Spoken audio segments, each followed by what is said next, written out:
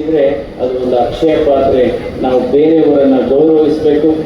ಗೌರವಿಸಿದ್ರೆ ಅದು ನಾವು ಇನ್ನೂ ಹೆಚ್ಚಾಗಿ ಅದು ವಾಪಸ್ ನಮಗೆ ಗೌರವ ಬರುತ್ತೆ.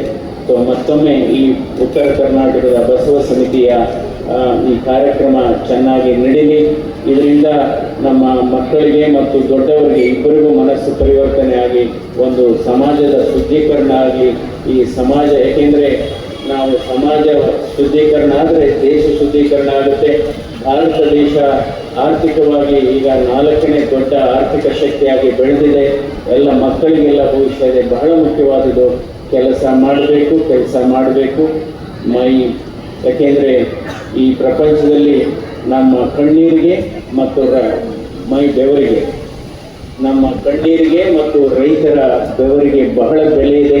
ಸೊ ಯಾವಾಗಲೂ ಅಷ್ಟೇ ಮನಸ್ಸಿಟ್ಟು ಕಲಿತ ಅಕ್ಷರ ಆಗ್ಬೋದು, ಮನಸ್ಸಿಟ್ಟು ಕಲಿತ ಅಕ್ಷರ ಅಥವಾ ಬೆವರು ಸುರಿಸಿ ದುಡಿದ ಅನ್ನ ಆಗ್ಬೋದು.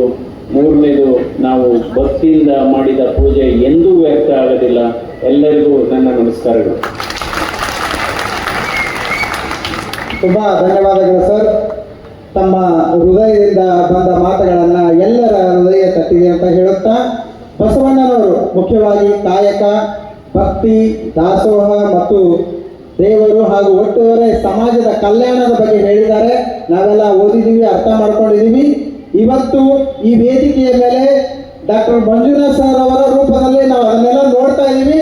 ಜೋರಾಗಿ ಚಪ್ಪಾಳೆ ಮುಖಾಂತರ ಅವರಿಗೆ ಎಲ್ಲರ ಧನ್ಯವಾದಗಳು ಸಲ್ಲಿಸೋಣ. ಹಾಗೂ ಶ್ರೀಗಳಿಂದ ಅವರಿಗೆ ಸನ್ಮಾನವನ್ನು ಮಾಡಲಾಗುವುದು. ಹಾಗೆ ಮಂಜುನಾಥ್ ಸರ್ ಬಗ್ಗೆ ಇನ್ನೊಂದು ಹೇಳಲೇಬೇಕು.